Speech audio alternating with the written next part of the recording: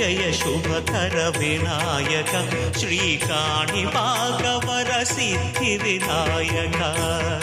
నమస్కారం ప్రేక్షకులందరికీ శుభోదయం.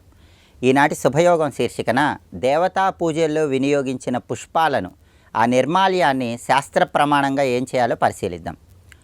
పురాణాలలో దేవతా పూజకు వినియోగించిన పుష్పాలను ఏం చేయాలో ప్రత్యేకమైన శ్లోకాల ద్వారా చెప్పడం జరిగింది.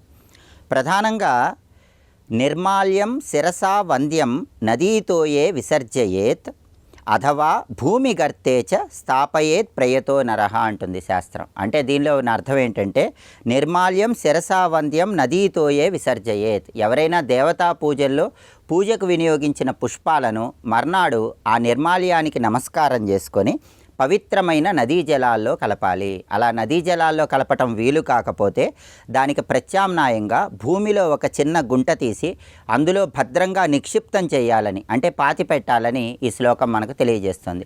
అలాగే శాస్త్రంలో ఇంకో శ్లోకం కూడా చెప్పారు. ఆ శ్లోకం ఏంటంటే, ప్రధానంగా పద్మపురాణంలో ఆ శ్లోకం చెప్పారు.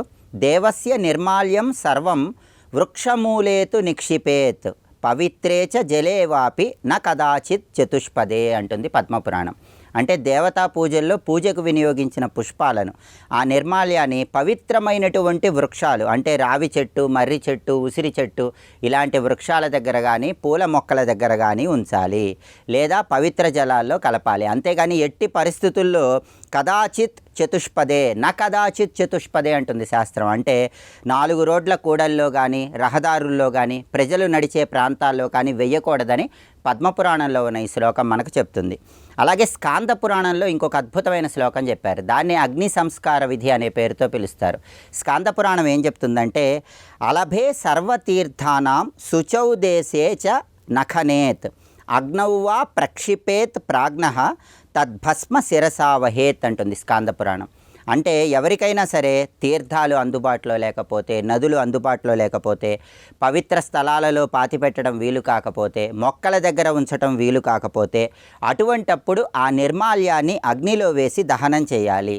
ఆ తర్వాత మిగిలిన బూడిదను శిరస్సున ధారణ చేయాలి. ఇలా చేసినట్లయితే సంపూర్ణమైన శుభ ఫలితాలు చేకూరతాయని స్కాంద పురాణంలో దైవ పూజలో నిర్మాల్యాన్ని ఏం చేయాలో అగ్ని సంస్కార విధి అనే పేరుతో ఈ శ్లోకం ద్వారా చెప్పడం జరిగింది. రేపటి శుభయోగం శీర్షికన బుధవారం సందర్భంగా హయగ్రీవ అవతార వైభవాన్ని పరిశీలిద్దాం. నమస్కారం.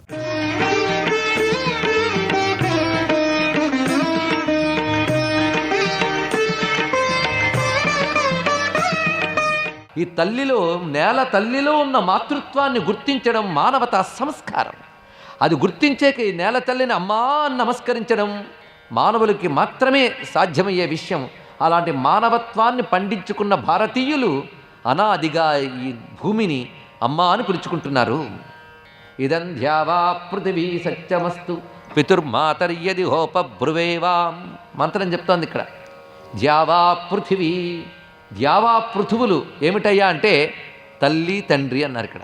అంటే ఆకాశము తండ్రి, భూమి తల్లి అన్నారు. ఎంత అందమైన భావన చూడండి ఇక్కడ. తల్లి తండ్రి ఒక భావం. తండ్రి నుంచి పుచ్చుకుని తల్లి మనకిస్తున్నది. తండ్రి నుంచి లభించిన తేజస్సు మాతృగర్భంలో రూపం ధరించి బయటకు వస్తుంది. తండ్రి ఇచ్చిన సంపద తల్లి మనకు వండి పెడుతోంది, అవునా లేదా? అదేవిధంగా ఆకాశం నుంచి కురిసే వర్షం, ఆకాశం నుంచి కురిసే కాంతి, ఇదంతా భూమి తాను పుచ్చుకుని మనకు పంటల రూపంలో తిరిగి అందిస్తోంది. అంటే ఆకాశంలో తండ్రి లక్షణం, భూమిలో తల్లి లక్షణం చూస్తూ ఆకాశాన్ని అయ్యా అని పిలిచి, భూమిని అమ్మా అని పిలిచి, ఈ రెండు ఉంటేనే అమ్మయ్యా అని మనం అనగలుగుతున్నాం, అవునా లేదు?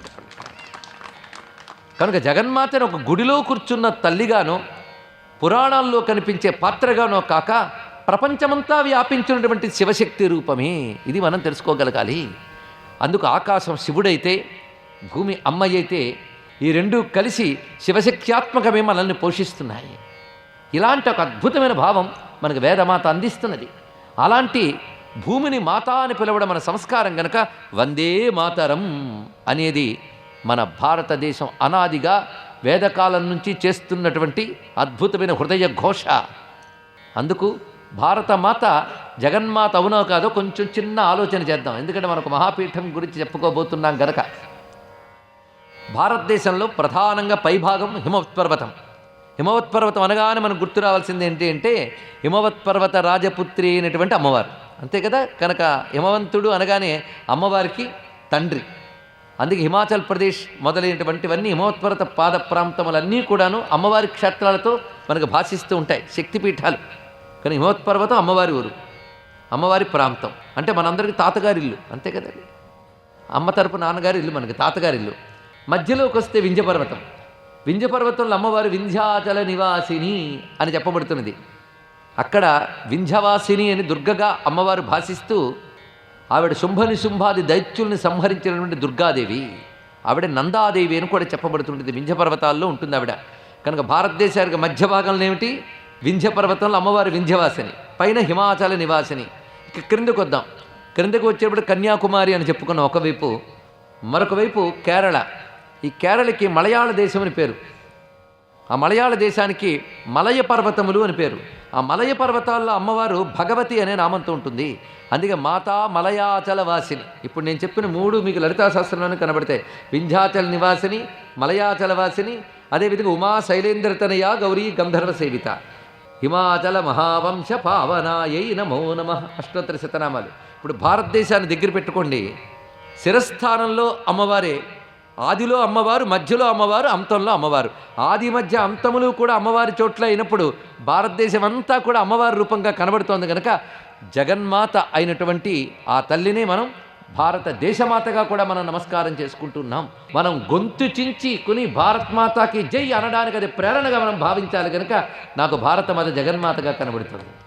నాకే కాదు, వందే మాతరం సుజలాం సుఫలాం మలయజ శీతలాం సస్యశ్యామలాం మాతరం వందే మాతరం అన్న మహానుభావుడు కూడా త్వం దుర్గా దశ ప్రహరణ ధారిణి అని చరణాల్లో కీర్తించాడు. మనం ఎక్కువ పాడం కానీ తర్వాత చరణాల్లో అంటాడు బంకించంద్ర చటర్జీ, అమ్మా నువ్వు దుర్గవు, నువ్వు సరస్వతివి, నువ్వు లక్ష్మివి అన్నాడు. ఇక్కడ నేను ఈ ముగ్గురిని భారతదేశాన్ని ఎందుకు భావన చేస్తున్నాం ఇక్కడ అంటే, ఈ నేల విలువ మనకు తెలియాలి, తెలిస్తే కాపాడుకుంటాం, అంతే కదండి. అందుకే నేలను మనం కాపాడుకోవడం కోసం, ఈ నేల విలువ తెలియడం కోసం ఈ మాట చెప్తున్నాం. ఇక్కడ ముగ్గురు తల్లులు ప్రధానంగా చెప్పారు. నిజానికి ఒకే అమ్మ ముగ్గురు అయ్యింది, ఇది తెలుసుకోవాలి. ఆ జగన్మాత మన కోసం ఇన్ని రూపాలు ధరించి గోచరిస్తున్నది. అది తెలుసుకోవాలంటే ఓ తల్లి నువ్వే విద్యాప్రదాన సమయే శరదిందు శుభ్రాం లక్ష్మీ ప్రదాన సమయే నవవిద్రుమాభాం విద్వేషవర్గదలనే చ తమాల నీలాం దేవీం త్రిలోకజననీం శరణం ప్రపద్యే అన్నారు ఋషులు. ఓ తల్లి నువ్వు జ్ఞానాన్ని ఇచ్చేటప్పుడు తెల్లని కాంతులతో మెరిసిపోతూ సరస్వతిగా గోచరిస్తున్నావు. ఓ జగజ్జనని నువ్వే మాకు ఐశ్వర్యాలను ప్రసాదించేటప్పుడు బంగారు కాంతులతో మెరిసిపోతూ మహాలక్ష్మిగా గోచరిస్తున్నావు. ఆ నువ్వే మనల్ని కాపాడడానికి ఇచ్ఛాజ్ఞాన క్రియాశక్తులతో ఉంటూ శత్రునాశనం చేస్తూ రక్షణ కల్పించే శక్తిగా ఉన్నప్పుడు ఆ నువ్వే నీలకాంతుల దుర్గగా కాళిగా గోచరిస్తున్నావు తల్లి. మొత్తానికి ఒక్క నువ్వే 3 రూపాలతో మనం అనుగ్రహిస్తున్నావు. అందుకు మనం చెప్పుకోబోయే అమ్మవారు ముగ్గురులో ఒక్కరు కాదు, ముగ్గురు ఒక్కరైనటువంటి అమ్మవారిని మనం చెప్పుకోబోతున్నాం. అందుకే ముగ్గురమ్మల మూలపుటమ్మ చాలా పెద్దమ్మ. అటువంటి జగజ్జన్ని గురించి మనం చెప్పుకోబోతున్న ఆ తల్లే కామాక్షీదేవిగా చెప్పబడుతున్నది. ఒక్క తల్లికి పేర్లు ఎన్నో, అనేక నామాలతో ఆ తల్లిని మనం కొలుచుకుంటున్నాం. అందున కామాక్షి కామాక్షి అని ఇప్పుడు ఎన్ని మార్లు అన్నామో, అన్నవాడి నోరు, విన్నవాళ్ళ చెవులు, మారుమ్రోగే చోటు 3 ధన్యాలైపోతాయండి. ఎందుకంటే కామాక్షి అనేటువంటి మాట ఒక మహామంత్రం, సామాన్యం కాదు. దాని అర్థాలు ఒక్కొక్కటి చెప్పుకున్నప్పుడు అర్థం తెలిసి అంటే ఇంకా శక్తి వస్తుంది. కనుక ఇంకా వివరించుకుంటాం మనం. కామాక్షి అనే మాట చాలు. అదేవిధంగా కాంచీపురం అనే మాట కూడా చాలా విశేషమైనది. ఆ కాంచి అనే పేరే చాలా అద్భుతమైన విషయం. పైగా భారతదేశంలో క్షేత్రాలన్నిటికీ కూడా గొప్ప చరిత్ర ఉంది. ఆ చరిత్ర మామూలుగా హిస్టరీకి సంబంధించిన చరిత్ర మాత్రమే కాకుండా ఋషుల చరిత్ర, దేవతల చరిత్ర, వాళ్ళతో ముడిపడి ఉన్నటువంటి పవిత్రమైన చరిత్ర ఉంది ఈ భవ్యమైనటువంటి భారతదేశానికి. అలాంటి ఈ దేశంలో మనం తరింపజేయడం కోసం అనేక క్షేత్ర రూపాల్లో పరమాత్మ ఉన్నాడు. మనం శాస్త్రముల ద్వారా ఆ క్షేత్రముల మహిమ తెలుసుకుని వాటిని ఆశ్రయించి అక్కడ సాధన చేసుకోవాలి. క్షేత్రాలు దేనుకున్నాయంటే యాత్రల కోసం కాదు, సాధన కోసం. ఇది తెలుసుకోవాలి. అందుకే మానవుడు ప్రయత్నపూర్వకంగా నిత్య జీవిత వ్యవహారాల్లో ఇంట్లో జపము తపము పూజా పునస్కారాలు చేసుకున్నప్పటికీ కూడా ఏడాదిలో కొంతకాలమైన క్షేత్రయాత్ర చేయాలి, తీర్థయాత్ర చేయాలి. అక్కడ సాధన చెయ్యాలి. ఏ క్షేత్రానికైనా అలా దీక్షగా వెళితే ఆ క్షేత్రశక్తి ఇంకా మనం పొందగలం. ఇది తెలుసుకోండి ఇక్కడ. అలాగే భారతదేశంలో అనేక క్షేత్రములు గొప్ప గొప్ప ఉన్నాయి. ప్రస్తుతం మనం దేని గురించి చెప్పుకోబోతున్నా దాని మహిమ చెప్పాలి. మనకి మోక్ష నగరాలను కొన్ని ఉన్నాయి. ఎందుకంటే నగరాలు, పల్లెలు, అరణ్యాలు ఇవన్నీ క్షేత్రాల్లో మనకు కనబడతాయి. అరణ్యాలు క్షేత్రాల్లో ఉంటే నైమిషారణ్యం మొదలైన అరణ్యాలు క్షేత్రాలు. అదేవిధంగా నగరాలు కొన్ని ఉన్నాయి. నగరాలు అంటే సిటీస్, అంటే ఆనాటి కాలం నుంచి కూడా పెద్ద పెద్ద సిటీలుగా ఉన్నటువంటివి కొన్ని ఉన్నాయి. నిజానికి సిటీ జీవితానికి ఆధ్యాత్మికతకి ఏమైనా సంబంధం ఉందా అండి? అంత లోక వ్యవహారాలు పుష్కలంగా ఉంటాయి సిటీలో. భగవద్ వ్యవహారం కష్టం. లోక వ్యవహారాలు బాగా ఉన్న నగరాల్లో దైవత్వం ఉంటే అది పెద్ద చరిత్ర. చిత్రం ఏంటంటే భారతదేశంలో అలాంటి పవిత్రమైన నగరాలు కొన్ని ఉన్నాయి. ఆ నగరాలలో ఒకటి కాంచీ. అంటే కాంచీ ఒక అరణ్యాలతో కూడిన క్షేత్రం కాదు, ఒక మహానగరం. ఆనాటికే కాంచీ క్షేత్రం ఏర్పడిన నాటికి కూడా మహానగరం. ఈ నగరాన్ని ఆధారం చేసుకుని రాజ్యపాలన జరిగింది. ఈ నగరాలని ఆధారం చేసుకుని గొప్ప సంస్కృతి విలసిల్లింది, గొప్ప నాగరికత విరాజిల్లింది. ఇది తెలుసుకోవాలి ఇక్కడ. మీరు ఒక మాట వినుంటారు, కథ కంచికి మనం ఇంటికి. ఎప్పుడైనా విన్నారా? ఎందుకంటే ఈ క్షేత్రాలు నగరాలు క్షేత్రాలు అయ్యాయి. అది గొప్పతనం. అంటే ఒకవైపు నాగరిక జీవితం సాగుతూ ఉంటుంది, అందులోనే మరొక వైపు ఆధ్యాత్మిక సాధన కూడా సాగుతూ ఉంటుంది. అంటే ఆ నగరాల్లో దైవశక్తి అలా సహజంగా ఉందన్నమాట. కనుకనే అలాంటి నగరాల్లో ఉంటే వ్యవహార జీవితం వెళుతూ ఉంటుంది, పరమార్థం కూడా పొందవచ్చు మనం ఇక్కడ. అలాంటి నగరాలు కొన్ని మనకి చెప్పారు పెద్దలు. అయోధ్య, మధుర, మాయ, కాశీ, కాంచీ, అవంతిక, పురి, ద్వారవతి చైవ సప్తైథ మోక్షపట్టణా. ఇది కదా పెద్దలు చెప్తూ ఉంటారు. అయోధ్య తెలిసినదే. మధుర అంటే కృష్ణ పరమాత్మ జన్మించినటువంటి చోటు మధుర, ఆగ్రా దగ్గర ఉన్న మధుర. మాయ అంటే హరిద్వార్ క్షేత్రం. కాశీ తెలిసినదే. కాంచీ చెప్పుకోబోతున్నది. అవంతిక ప్రస్తుతం మనం ఉజ్జయిని అనేదైతే అంటున్నామో, ఉజ్జయిని, ఓంకారేశ్వరం ఇదంతా కలిసి అవంతి క్షేత్రం. ఈ అవంతి క్షేత్రం మహానగరం, మోక్షనగరం. స్వస్తి.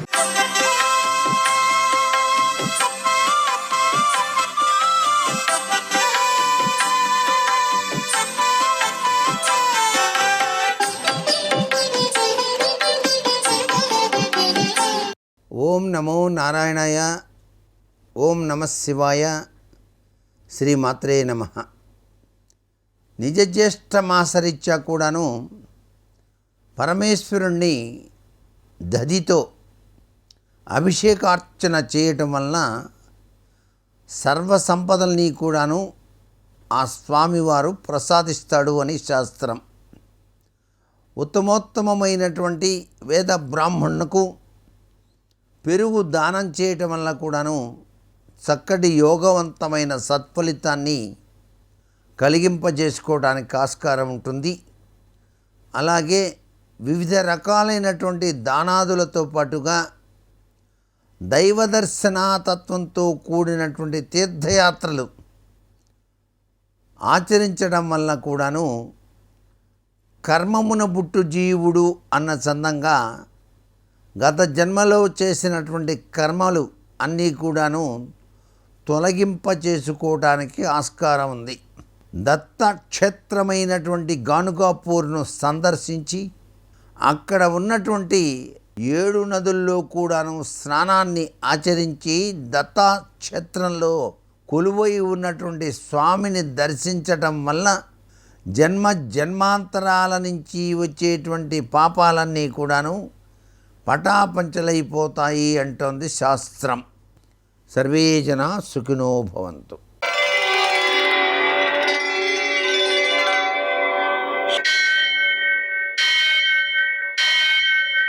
సహస్రశీరుషం దేవం విశ్వాక్షం విశ్వశంభువం విశ్వం నారాయణం దేవమక్షరం పరమం పదం విశ్వతః పరమాం నిత్యం విశ్వం నారాయణగుం హరిం విశ్వమేవేదం పురుషస్తద్విశ్వముపజీవతి పతిం విశ్వస్యాత్మేశ్వరగుం శాశ్వతగుం శివమచ్యుతం నారాయణం మహాజ్ఞేయం విశ్వాత్మానం పరాయణం. సూర్యశౌర్యమథేందురింద్రపదవీ సన్మంగళం మంగళం. మర్కటేశ మహోత్సాహ సర్వశోక వినాశన శత్రువున్ సంహర మాం రక్ష శ్రీయందాపయమే ప్రభో. నేటి కాలమాన విశేషాలను గమనిద్దాం. స్వస్తి శ్రీ చాంద్రమాన పరాభవనామ సంవత్సరం ఉత్తరాయణం గ్రీష్మ ఋతువు, నిజజ్యేష్ఠ మాసం, శుక్లపక్షం, మంగళవారం. సూర్యోదయం 5:46, సూర్యాస్తమయం 6:48. తిథి విధియ రాత్రి 12:54 వరకు, నక్షత్రం ఆర్ద్ర సాయంకాలం 4:15 వరకు, వర్జం రాత్రి 2:58 నుంచి 4:23 వరకు, దుర్ముహూర్తం ఉదయం 8:22 నుంచి 9:15 వరకు, మరల రాత్రి 11:11 నుంచి 11:55 వరకు, అమృతకాలం ఉదయం 7:27 నుంచి 8:52 వరకు, రాహుకాలం మంగళవారం కాబట్టి మధ్యాహ్నం 3 నుంచి 4:30 వరకు, అష్టకూర్కు రీత్యా శుభప్రదమైన సమయం ఉదయం 11 గంటలకి. నేటి విశేషం మంగళవారం. మంగళవారం సందర్భంగా శ్రీ గణేశ రుణంచింది అనే మంత్రాన్ని జపం చేసుకోవడం మంచిది. 10 రకాల రుణాలు తీరిపోతాయి. రుణహర్తృ గణేశ స్తోత్రం, రుణమోచక అంగారక స్తోత్రం, రుణమోచక నృసింహ స్తోత్రం పారాయణ చేసుకోవడం మంచిది. అలాగనే ఆంజనేయ స్వామికి పూజ చేసుకోవడం ద్వారా, అప్పాలు నివేదించడం ద్వారా, ప్రదక్షిణాలు చేయడం ద్వారా, హనుమాన్ చాలీసా పారాయణ చేయడం ద్వారా విజయాలు లభిస్తాయి. బుద్ధ కల్కి జయంతులు ఉన్నాయి. ఆ కారణంగా ఆ అవతార స్వరూపుడైనటువంటి విష్ణుమూర్తికి ప్రార్థన చేసుకోవడం ద్వారా, పూజించుకోవడం ద్వారా ధర్మ రక్షణ లభిస్తుంది. అయితే బుద్ధ జయంతి అనేటువంటిది మరొకటి కనిపిస్తుంది, గడిచిపోయింది. అంటే ఇది మతాంతరం అని చెప్పుకోవాలి. అలాగనే ఈరోజు సాయంకాలం 4:15 నుంచి అర్ధరాత్రి 12:54 వరకు త్రిపుష్కర యోగం ఉంది. ఆ సమయంలో మనం ఏ పనులైతే పునరావృతం కాకూడదో అవి చేయకుండా ఉండడం మంచిది. అప్పు తీర్చడం, అప్పు ఇవ్వడం, ఆపరేషన్లు చేయించుకోవడం, కోపంగా ఘర్షణ పడడం, ఇలాంటివన్నీ చేయకుండా ఉండడం మంచిది. దానాలు కానీ పూజలు కానీ ఏవి చేసినా పునరావృతం అయితే ఇబ్బంది లేదు కాబట్టి ఇబ్బంది లేదు. నేటి ఆణిముత్యాలు.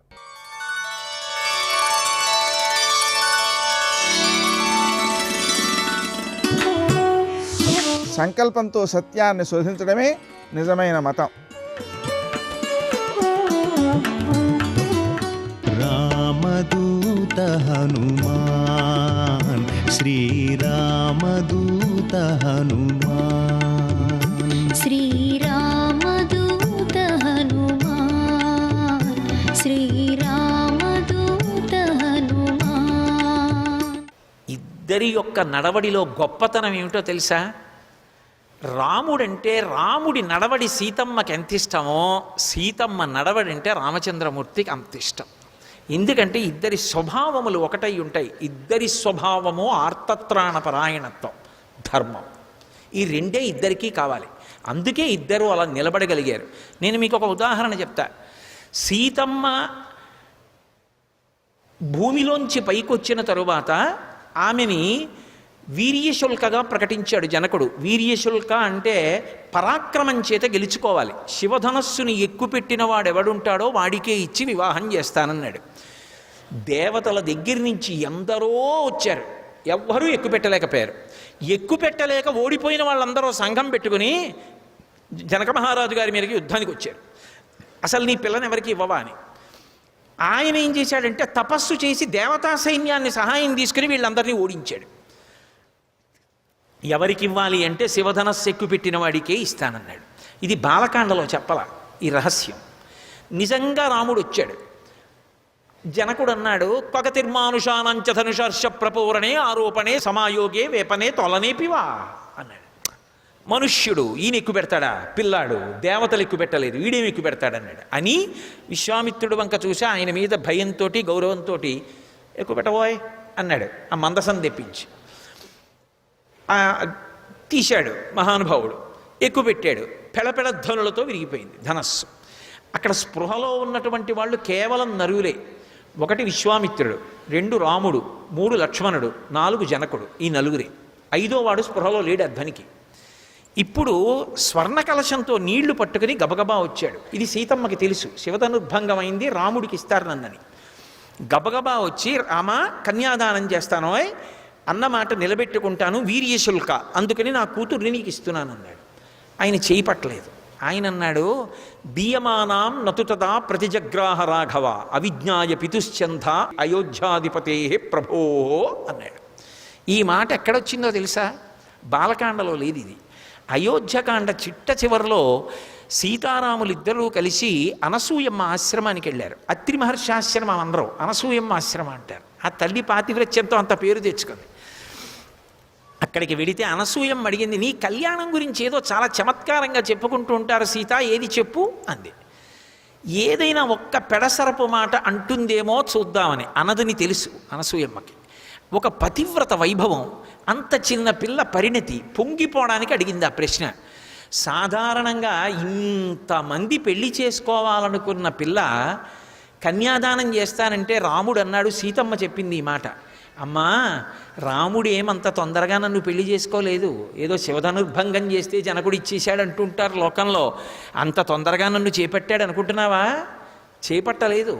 మా నాన్న పట్టుకెళ్ళి కన్యాదానం చేస్తానని జలకలశం తీసుకొస్తే ఆయన అన్నాడు, ఇవ్వడానికి నువ్వెవరు, పుచ్చుకోవడానికి నేనెవరు?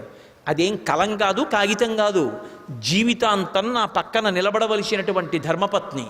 నా పక్కన ధర్మపత్నిగా ఉండి నా జీవితంలో అనుసరించి నా వంశాన్ని పెంచడానికి, నా మనసుకి శాంతి కలిగించేటటువంటి శాంతి స్థానంగా ఆమె భార్యగా ఉండవచ్చా ఉండకూడదా నిర్ణయించగలిగిన అధికారం ఈ భూమండలం మొత్తం మీద నన్ను కన్న తండ్రిదొక్కడిదే. తండ్రిని కాదని పెళ్లిలో స్వతంత్రించి నేను తీసుకోను. మా నాన్నగారికి కబురు చేయి, అవిజ్ఞాయ పితుశ్చంధ అయోధ్యాధిపతే ప్రవోహో, మా నాన్నగారు అంగీకరించకపోతే నేను తీసుకోనన్నాడు. కబురు చేశాడు మహానుభావుడు జనకుడు. వచ్చాడు దశరథుడు, పెద్దవాడు వృద్ధుడైపోయాడు. ముందు ఆయన కూడా తొందరగా రాలా. ఆయన వెంటనే వశిష్ఠాది మహర్షుల్ని పిలిచాడు. పెళ్లి విషయంలో నిర్ణయాన్ని రేపు చెప్తాం, ఎల్లుండి చెప్తాం అనకూడదు. ఇదితో రోచతే వృత్తం, మీకు జనకుడి యొక్క ప్రవర్తన మంచిదేనా మీకు తెలుసా? ప్రవర్తన మంచిదైతే చెప్పండి, బియ్యం అందడానికి వెడదాం అన్నాడు. చాలా మంచిది మాకు తెలిసినంత వరకు, అయితే బయలుదేరండి. మా భూత్కాలస్య పర్యయ, ఆలస్యం చేయకూడదు, మీరు ముందు వెళ్ళండి, మీరు ఓపికన్న వాళ్ళు ముందు వెళ్ళండి, పెద్దవాడిని అంత గబగబా ప్రయాణం చేయలేను, వెనకొస్తానన్నాడు. ఆఖరికి మిథిలా నగరాన్ని చేరారు.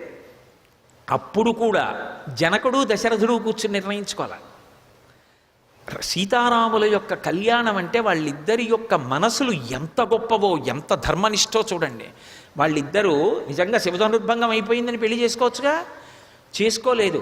దశరథ మహారాజు గారు జనక మహారాజు గారు అలా కూర్చున్నారు. అన్నదమ్ముల ప్రేమ అంటే జనక మహారాజు గారు అన్నాడు, నా తమ్ముడు ఉన్నాడు కుశధ్వజుడు, ఇంట్లో పెళ్లి మాటలు అవుతుంటే మా తమ్ముడు లేకపోతే ఎలా, మా తమ్ముడిని పిలిపిస్తానన్నాడు. అన్నగారి కూతురు పెళ్ళి, పరిగెత్తుకొచ్చాడు తమ్ముడు. అది అన్నదమ్ములంటే. ఏవి రామాయణం అండి! అసలు కుటుంబం అంటే ఏమిటో రామాయణం చూసి నేర్చుకోవాలి. రామాయణం చదవకపోతే మనిషి మనిషిగా బ్రతకలేడు. దశరథుడు జనకుడు ఎదురెదురుగుండా కూర్చున్నారు. ఒకరి వంశం ఒకరికి చెప్పాలి. నా వంశం గురించి నేను చెప్పుకున్నాను అనుకోండి, గొప్పలు చెప్పుకోవచ్చు, చెప్పుకుంటారు కదా సహజంగా. మా ముత్తాతగారు అంత గొప్పవారు, మా తాతగారు అంత గొప్పవారు, మా తండ్రి గారు అంత గొప్పవారు అనాలి, అంతేకాని వెలితి మాటలు మాట్లాడకూడదు. కానీ పెళ్లికి మాట్లాడేటప్పుడు నిష్పక్షపాతంగా చెప్పాలి. ఆ వంశవృక్షం ఎటువంటిది చెప్పాలి. అందుకని దశరథుడు తాను చెప్పలేదు, తన పురోహితుడు వశిష్ఠుణ్ణి పిలిచాడు. పిలిచి మా వంశం ఎటువంటిదో జనక మహారాజు గారికి చెప్పండి అన్నాడు. మహానుభావుడు వశిష్ఠుడు చెప్పాడు.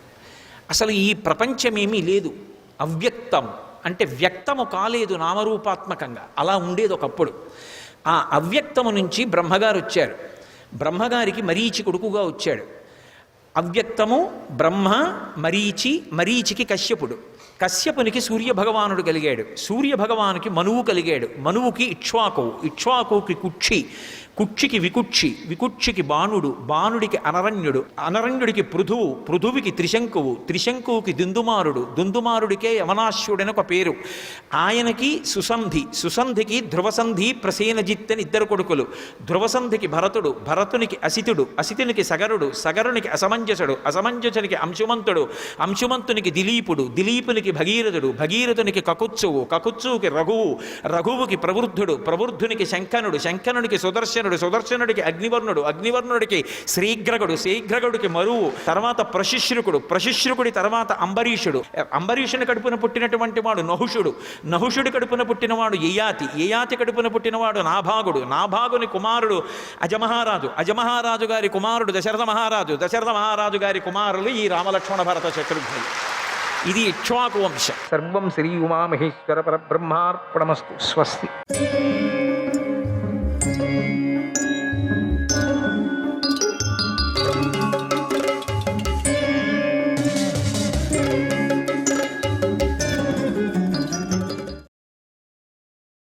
ఇక బాణుడనే అసురుడు ఒకడున్నాడు, అతన్ని కూడా వధించాలి. సమయం వచ్చినప్పుడు నాతో కలిసి దేవతలు, వసువులు, సాధ్యులు మళ్ళీ ఈ కృష్ణుడి వద్దకు వస్తాం అని ఇంద్రుడు బలరామకృష్ణులకు వసుదేవుణ్ణి ప్రధానమైన యాదవులను కౌగిలించుకున్నాడు. ప్రధానమైన వారిని సత్కరించాడు. సాత్వికతో మాట్లాడాడు. ఉగ్రసేనుణ్ణి కౌగిలించుకున్నాడు. అందరి దగ్గర సెలవు తీసుకున్నాడు. శ్రీకృష్ణుడి వద్ద సెలవు కూడా తీసుకున్నాడు. అందరూ చూస్తూ ఉండగా తనతో పాటు ఉన్న సచీదేవితో కలిసి ఐరావతాన్ని ఎక్కాడు. అప్పుడు ఐరావతం ఘింకారాలు చేసింది. ఝింకారాలు, ఘింకారాలు. దాని ఝింకారాలతో భూమి అంతరిక్షం దద్దరిల్లిపోయాయి. ఆ ఐరావతానికి ఇరువైపులా బంగారు యంత్రాలు కూర్చబడి ఉన్నాయి. దాని కొమ్ములు బంగారంతో చేయబడి ఉన్నాయి. దానిపై నవరత్నాల కంబళి కప్పబడి ఉంది. అది పతాకాలతో అలంకరించబడి ఉంది. ఎల్లప్పుడూ మదజలాన్ని ప్రవహిస్తూ ఉంటుంది. అది బంగారు మాలను ధరించి ఉంది. ఆ ఐరావతంపై ఇంద్రుడు మందరాచలానికి వెళ్ళి సూర్యుడిలాగా ప్రకాశించాడు. తర్వాత ఇంద్రుడు అంకుశాన్ని తీసుకొని అగ్నిదేవుడితో కలిసి స్వర్గానికి వెళ్ళాడు. ఆయన వెనకాల మరుద్గణాలు, కుబేర వరుణులు విమానంలో వెళ్ళారు. ఇంద్రుడు వాయుపథాన్ని దాటాడు, వైశ్వానర పథాన్ని దాటాడు. ఆ తర్వాత సూర్యుడు ప్రయాణం చేసే మార్గాన్ని చేరి అక్కడ అదృశ్యమయ్యాడు. ఆ తర్వాత ద్వారకలో యశోద, రేవతి, రుక్మిణి, సత్యభామ, జాంబవతి, శింశుమ, విశోక, లక్ష్మణ, సుమిత్ర, కేతుమ, ఉగ్రసేనుడి రాణులు ఇంకా ఎంతోమంది శ్రీకృష్ణుడు దర్శించాలని సభామంటపానికి వెళ్ళారు. వారందరి ముందు దేవకి, రోహిణి వాళ్ళు ఉన్నారు. వారు బలరాముడితో కలిసి కూర్చొని ఉన్నటువంటి శ్రీకృష్ణుడిని చూశారు. వారు రావటాన్ని గమనించి బలరామకృష్ణులు వెంటనే పైకి లేచి రోహిణికి, దేవకీకి, మిగిలిన తల్లులందరికీ నమస్కారం చేశాడు. దేవకీదేవి ఒక ఆసనంలో కూర్చొని బలరామకృష్ణులను దగ్గర కూర్చోబెట్టుకుంది. తర్వాత అక్కడికి ఒక్క క్షణంలో యశోద యొక్క కూతురు వచ్చింది. ఆమె శరీరం వెలిగిపోతూ ఉన్నది. ఏకానంగేతి యామాహు కన్యాం తాం కామరూపిణీం, కన్యాం తాం కామరూపిణీం యత్కృతే సగణం కంసం, యత్కృతే సగణం కంసం జగాన పురుషోత్తమగా, జగాన పురుషోత్తమగా. కామరూపిణి ఆమెను ఏకానంగా అని అంటారు. ఆమె కారణంగానే శ్రీకృష్ణుడు కంసుణ్ణి సపరివార సహితంగా వధించాడు. బలరాముడు ఆమె వద్దకు వెళ్ళి ఎంతో ప్రేమతో శిరస్సు మీద ముద్దు పెట్టుకొని ఆమె ఎడమ చేతిని పట్టుకున్నాడు. శ్రీకృష్ణుడు వెళ్ళి ఆమె కుడి చేతిని పట్టుకొని సభలోకి తీసుకొని వచ్చాడు. అలా సోదరులతో కలిసి ఆమె వస్తుంటే సభలోని వారందరూ ఆమెను చూసి చాలా సంతోషించారు.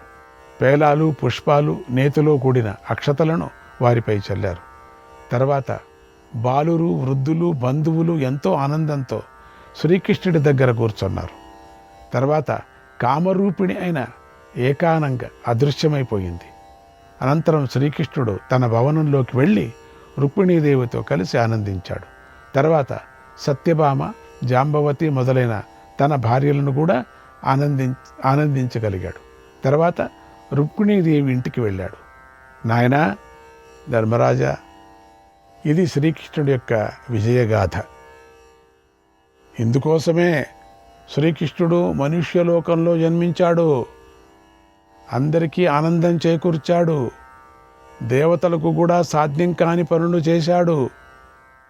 అంటే ఇక్కడ వ్యాస భగవానుడు ఎక్కడెక్కడ ఏమేమి చెప్పలేంది అన్ని ఇక్కడ చెప్పుకొని వచ్చేశాడు. ఎక్కడెక్కడ వదిలేశాడో వ్యాస భగవానుడు ఇక్కడ పూర్తి చేసేసుకున్నారు. అబ్బా, మొత్తానికి అంతా మనకు తెలిపారు. జనమేజయుడికి వైశంపాయన మహర్షి కృష్ణుడి కథను ఇంకా ఎక్కువ చెప్పుకొని వస్తున్నారు. ఎంత చెప్పినా చాలదు. ఆ సమయంలో బాణాసుర వధన గురించి చెబుతున్నాడు. బలిచక్రవర్తి పెద్ద కొడుకు పేరు బాణుడు. బలిచక్రవర్తి కథ మనం విన్నాం కదా ఇంతవరకే. పాతాళ లోకానికి వెళ్ళాడని వామనావతారంలో. పాతాళ లోకంలో ఆయనకి రాజ్యాన్ని ప్రాప్తిస్తూ ఆ కృష్ణుడి యొక్క లీల ఎటువంటిదంటే, బలిచక్రవర్తి ఇంటి ముందర నేనే కాపలాగా ఉంటానని కూడా చెప్పాడు. ఎందుకంటే బలి భక్తుడు. కానీ కొన్ని అధర్మాలు చేయటం వల్ల బలి నశించడం జరిగింది. అంతేగాని లేకపోతే బలి ఖండితంగా నశించేవాడు కాదు. దేవతల రక్ష కోసం బలిని పాతాళానికి పంపించాల్సి వచ్చింది. లేకపోతే బలిని పంపించాల్సిన పని లేదు. దేవతలను పీడించాడు. కొంచెం అహంకారం కొంచెం నెత్తికెక్కింది అన్నట్టుగా. మనం దత్తాత్రేయుడి చరిత్ర కూడా విన్నాం కదా. దత్తాత్రేయ చరిత్రలో స్వామి అవతారం అది కూడా ఒకటే. దత్తాత్రేయ అవతారం కూడా చాలా బాగా మహాభారతంలో దత్త చరిత్రని చెప్పుకొని వెళ్ళారు. అక్కడ పరశురాముడు కార్తవీర్యార్జునుడికి గర్వం ఎక్కువైనప్పుడు దత్తుడే ఆ పరశురాము రూపంలో వెళ్ళి ఆ కార్తవీర్యార్జునుడిని హతమార్చాల్సి వచ్చింది. అది మనం చెప్పుకున్నాం. అని వీళ్ళందరూ కూడా భక్తులైనప్పటికీ వరగర్వితులై వరాన్నే మరిచిపోయి వాళ్ళు అధర్మాన్ని వాళ్ళు ఆశ్రయిస్తారు. ఎప్పుడు అధర్మం ఆశ్రయించిన తర్వాత ఆ పరమాత్ముడు వేరు వేరు రూపాలతో వచ్చి వాళ్లను సంహరించక తప్పదు, శిక్షించక తప్పదు. ఈ కథలంతా వింటూ వింటూ ఇప్పుడు ఈ బలిచక్రవర్తి పేరు వచ్చింది కాబట్టి చెప్పుకున్నాం కాస్త. పెద్ద కొడుకు పేరు బాణుడు. ఆ బాణుడు చాలా బలవంతుడు. అతడికి 1000 చేతులు ఉన్నాయి. అతడు గొప్ప తపస్సు చేసి రుద్రుణ్ణి ఆరాధించాడు. ఆ తపస్సుకు శంకరుడు ప్రత్యక్షమై అతడికి చాలా వరాలు ఇచ్చాడు. ఇక్కడేమవుతుందంటే ఒక ప్రశ్న మనకు అనిపిస్తుంది. ఈ రాక్షసులందరూ కూడా శివుణ్ణే తపస్సు చేసుకొని ఎక్కువ తక్కువ అదే వస్తుంది కదా, వాళ్ళకే ఎక్కువ వరాలు ఇచ్చాడు అనిపిస్తుంది మనకు. ఎందుకు బ్రహ్మను గురించి కూడా చేశారు కదా, కానీ ఎక్కువ శివుణ్ణి గురించి చేశారు అని కొంతమంది యొక్క ప్రశ్న. తప్పేం లేదు. శివుణ్ణి కానీ బ్రహ్మ కానీ విష్ణువుని కానీ వీళ్ళిద్దరూ కూడా దయావంతులు. అది శంకరుడు. అందుకనే భోళా శంకరుడు అంటున్నాము. అంటే తను తానే ఇచ్చుకునేటువంటి వాడు, అటువంటి దయ కలిగిన వాడు. తొందరగా భక్తులకి అనుగ్రహిస్తాడు. బ్రహ్మ విష్ణు కొంచెం పరీక్షలు చేయొచ్చు, శివుడు చేయడు. ఒక్క పర్యం నమశివాయ అంటే చాలు, శివాయ రుద్రాయ నమః అంటే చాలు, నమశివాయ శివశివ శివ అంటే చాలు, చాలా కరిగిపోతాడు. ఇక అటువంటిప్పుడు ఘోరమైన తపస్సు చేసిన వాళ్ళకందరికి కూడా శివుడే ఎక్కువ వరాలు ఇచ్చాడు అని చెప్పవచ్చు. అందుకని ఇక్కడ ఈ బాణుడు కూడా శంకరుడు ప్రత్యక్షమై అతడికి వరాలు ఇచ్చాడు. 1000 చేతులు వేరే ఉన్నాయని చెప్పారు. అవి దేవతలకు కూడా లభించని వరాలు, అటువంటి వరాలు ఇచ్చాడు. వాటిని బాణుడు పొంది వీళ్ళు వరాలు పొందిన తర్వాత వీళ్ళు అసలు స్వామిని కూడా మర్చిపోతారు. ఈ భస్మాసురుడు ఉన్నాడు అనుకోండి, భస్మాసురుడు కూడా వరాన్ని పొందాడు. స్వామి, నేను ఎవరి తల మీద చేయబెడితే వాళ్ళు కాలిపోరేది, నేను పరీక్ష చేస్తానని శివుడి మీదే తల మీదనే చేయబెట్టడానికి వెళ్ళాడు. పరిగెత్తాడు, అన్ని లోకాలు తిరిగాడు. కానీ విష్ణు బుద్ధివంతుతో రాక్షసుల్ని సంహారం చేస్తాడు. ఎంత బుద్ధివంతుతో వరాహ అవతారంలో కానీ లేక నరసింహ అవతారంలో కానీ వామన అవతారంలో కానీ ఎంత చమత్కారంగా వాళ్ళకి మోక్షాన్ని ప్రసాదించాడు. వాళ్ళను సంహారం చేశాడనే బదులు వాళ్ళకి ముక్తిని ప్రసాదించాడు. ఎందుకంటే వాళ్ళు కూడా పరమాత్ముడు భక్తులే కదా. అకస్మాత్తుగా అట్లా అయిపోతారు. రావణాసుడు ఎంత మంచివాడు, రావణ బ్రహ్మ అని పిలిపించుకున్నవాడు. కొన్ని సందర్భాల్లో పూర్వజన్మ పాపం, చుట్టూ ఉండేటువంటి రాక్షసుల యొక్క పాపం తానే మోయాల్సి వచ్చింది. అందుకని అనవసరంగా ఆ సీతామాతను తీసుకొచ్చాడు. దాని నుంచి ఏమైంది, అతను కూడా శివభక్తుడే కదా. ఆ విధంగా వాళ్ళని అందరినీ కూడా తనలో చేర్చుకుంటా. అప్పుడు ఈ భస్మాసురుడు పరిగెత్తుకొని వెళ్ళి విష్ణు దగ్గరికి వెళ్ళినప్పుడు విష్ణువు ఒక మోహిని రూపాన్ని పొంది వాడితో నృత్యం చేస్తుంది. నాతో పాటు నువ్వు కూడా నృత్యం చేయి చూస్తావు, అప్పుడు నువ్వేమైనా చేయని. అదంతసేపు చేస్తానని నృత్యం చేస్తూ చేస్తూ ఆ యొక్క ముద్రలు ప్రదర్శించేటప్పుడు నాట్య ముద్రలంతా ప్రదర్శన చేస్తూ ఉంటుంది. మెల్లగా ఆ మోహిని, విష్ణు రూపంగా ఉండేటువంటి మోహిని తల మీద చేయి పెట్టుకుంటాడు. అప్పుడు కూడా వీడు అదే మాది నేను కూడా చేస్తానని పెట్టుకుని వాడే కాలిపోతాడు. సో బుద్ధితో రాక్షసుల్ని సంహారం చేసే పద్ధతి విష్ణువుకి. ఈ బ్రహ్మకు పాపం వరాలు ఇచ్చేదే పరిగెత్తిపోతాడు అంతే, మిగతాది వీళ్ళిద్దరే చూసుకుంటారు. ఇట్లా మనకు కథలంతా అవేదంగా వస్తుంటాయి. దాని యొక్క అంతరార్థాలు కూడా చాలా అద్భుతంగా ఉన్నాయి. ఒక కథలాగా అనుకోవకండి, ఇది అదేదో కాకమ్మ కథ భూవమ్మ కథ అనుకోకూడదండి. మీరు నిదానంగా దాన్ని చూస్తే దాని అర్థాలు చాలా బాగా మనకు తెలుస్తాయి. ఇక్కడ ఈ బాణుడిది కూడా అదే విధంగా అయింది. ఆ బాణుడు పొంది గర్వించాడు. శోణితపురాన్ని రాజధానిగా చేసుకొని ఇక తన ప్రతాపాన్ని చూపించాడు. దేవతలను భయపెట్టి జయించాడు. జ్ఞాని గురువు అయిన శుక్రాచార్యుడు మాత్రము బాణుడు వృద్ధి చెందాలని ఎల్లప్పుడూ ప్రయత్నిస్తూ ఉంటాడు. ఎప్పుడు అదే. ఎందుకంటే శుక్రాచార్యుడు రాక్షసుల పరంగా వాళ్ళను బతికిస్తూ ఉంటారు, వాళ్ళకి జ్ఞానాన్ని ఇస్తూ ఉంటారు. ఎప్పుడు కనిపెట్టుకొనే ఉంటాడు, జాగ్రత్తలు వహిస్తూ ఉన్నాడు కూడా. ఆ బాణుడికి ఒక కూతురు ఉంది. ఆమె పేరు ఉష. ఆమె మేనక యొక్క కూతురైన శకుంతలలాగా అందంగా ఉంటుంది. ఎందుకు శకుంతలలాగా అన్నారంటే, శకుంతల పరిణయం సందర్భంలో శకుంతలను వర్ణన చేయటంలో చాలా అద్భుతంగా చేశారు అక్కడ.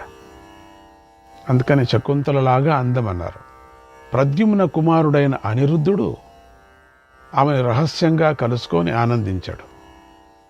ప్రద్యుమ్న కుమారుడు, వారిద్దరూ సంతోషంగా ఉన్నారు. ఆ విషయం బాణుడికి తెలిసి కోపించి వారినిద్దరినీ కలిపి కారాగృహంలో పెట్టి బంధించాడు. అప్పుడు భవనాలలో ఉండవలసినటువంటి అనిరుద్ధుడు పాపం చెరసాలలో ఉన్నందుకు ఎంతో దుఃఖించాడు. బాణుడిచే బాధించబడి మూర్చిపోయాడు కూడా. ఆ సమయంలో నారద మహర్షి ద్వారకకు వచ్చి కృష్ణుని దర్శించి ఇట్లా అన్నాడు, కృష్ణ, యదువంశీయుల కీర్తిని వృద్ధి చేసేవాడా, నీ మనవుడైన అనిరుద్ధుణ్ణి బాణుడు బంధించి బాధిస్తున్నాడు. ఇప్పుడు ఆ అనిరుద్ధుణ్ణి చెరసాల నుండి విముక్తుణ్ణి చేసి కాపాడు, అతడికి కలిగిన కష్టాన్ని తొలగించు అన్నాడు.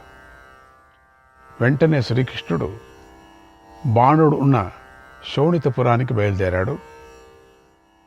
బలరాముడిని కూడా ప్రద్యుమ్నుడిని పిలిచి వారితో కలిసి గరుక్మంతుడి పైకి ఎక్కి బాణుడి నగరానికి వెళ్ళాడు చూడాలని చెప్పి. అక్కడ బాణుడి యొక్క శోణితపురం రాగి ప్రాకారంలో ఉంది, వెండి ద్వారాలతో ఉంది. ఇక ఈ భవన వర్ణాలు చాలా ఉంటాయి.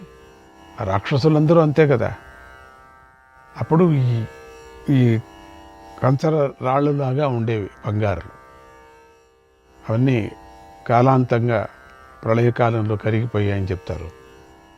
అందుకనే కొన్ని కొండల్లో చిక్కుకుపోయాయి. నీళ్ళు వచ్చేటప్పుడు అట్లానే బంగారు కూడా వస్తూ ఉంటుంది. ఇప్పటికీ కూడా ఉన్నది అని చెప్తూ ఉంటారు కదా. అందుకని అప్పుడు బంగారు అంటే గారలాగా అన్నప్పుడు, మాణిక్యాలంతా గారలాగా అని, చిన్న చిన్న కంకర్రలాగా అని చెప్పచ్చు, కంకర రాళ్ళులాగా అని, అట్లా ఇసుకలాగా అని చెప్పాను కదా. అట్లా ఉండింది అప్పటికి. అది కాలాంతరంగా అవి కరిగిపోయాయి. అక్కడ వెండి ద్వారాలతో ఉంది, అక్కడ బంగారు భవనాలు ఉన్నాయి.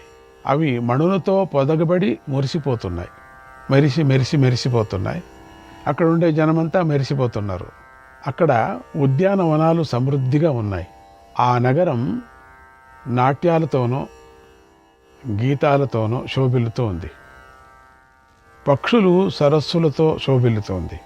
అక్కడి ప్రజలు ఆరోగ్యవంతులై ఉన్నారు. ఆ బంగారు నగరాన్ని చూసి బలరామకృష్ణ ప్రద్యుమ్నులు ముగ్గురు ఆశ్చర్యపోయారు. తస్య బాణ పురస్యాసన్ ద్వారస్థా దేవతా సదా, ద్వారస్థా దేవతా సదా, మహేశ్వరో గుహశ్చైవ భద్రకాళీ చ పావకః, భద్రకాళీ చ పావకః,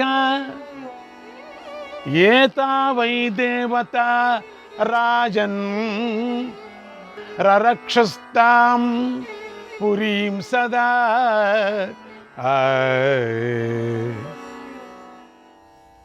దేవతలు ద్వారపాలకులై ఆ బాణుడి పురాన్ని రక్షిస్తున్నారు. మహేశ్వరుడు, కుమారస్వామి, భద్రకాళి, అగ్నిదేవుడు మొదలైన దేవతలంతా ఆ పురాన్ని రక్షిస్తున్నారు. అంత తపస్సు చేశాడు. అందుకని తపో గర్వం వాడికి ఉండింది. శివుడినే తన ఇంటి కాపలాగా పెట్టుకున్నాడంటే యోచన చేయండి. సుబ్రహ్మణ్య స్వామి, భద్రకాళి వీళ్ళంతా ఉన్నారు అక్కడ. నలువు దిక్కులా ఉన్నారు వాళ్ళు. శ్రీకృష్ణుడు ఇదంతా చూసి శంఖ చక్ర గదలను పట్టుకున్నాడు. బాణుడిపై కోపించి ద్వారపాలకులను జయించాడు. ఇది హరివంశంలో కూడా మనకు బాగా చెప్పుకున్నామని జ్ఞాపకం ఉన్నది. మీరు హరివంశం వింటే బాగుంటుంది. చాలా వరకు హరివంశం విస్తారంగా చెప్పారు స్వామీజీ. ఉత్తర ద్వారానికి చేరాడు. ఆ ఉత్తర ద్వారాన్ని శివుడు రక్షిస్తున్నాడు. కృష్ణుడు శివుడి వద్దకు వచ్చాడు. శివుడు శూలాన్ని పట్టుకొని ఉన్నాడు. బాణాన్ని సంధించి ఉన్న పినాకమనే ధనస్సును కూడా పట్టుకొని ఉన్నాడు. బాణుడికి మేలు కలగాలని కోరుకుంటూ నోరు తెరుచుకొని ఉన్న మృత్యువులాగా శివుడు ఉన్నాడు. చూడండి, భోళాశంకరుడు నిజంగా శివుడి యొక్క భక్తుడికి ఎంత కాపలా ఉన్నాడో చూడండి. కృష్ణుడికి ఎదురుగా వచ్చాడు. అప్పుడు శివకేశవుల యుద్ధం ప్రారంభమైంది. అది చెప్పటానికి, ఊహించటానికి సాధ్యం కాదు. అంత ఒళ్ళు జలధరించేలాగా ఉంది. వారి మధ్య యుద్ధం జరిగింది. ఒకరినొకరు గెలవాలనే కోరికతో వారు యుద్ధం చేశారు. మామూలుగా ఈ కథల్లో రామాంజనేయ యుద్ధం అంటూ ఉంటాం. అట్లనే ఒకరికొకరు ఎన్నో పురాణాల్లో శివుడికి విష్ణువుకి యుద్ధం, విష్ణువు వేర్వేరు రూపాలతో యుద్ధం, ఒక్కొక్క అవతారంలో ఒక్కొక్క భక్తుడితో కలిగే అటువంటి యుద్ధాలు, ఇవన్నీ అంతరార్థాలు వేరుగా ఉంటాయి. చూడటానికి తమాషగా ఉంటాయి ఇవి. కానీ ఈ పదం వింటే మాత్రమే తమాషగా ఉంటుంది. కానీ అటు ఇటు కథ అనుకుంటే అప్పుడు మనకేం తమాషా అనిపించదు. అది చాలా సీరియస్గా ఉంటుంది. శ్రీకృష్ణాయ పరమాత్మనే నమః.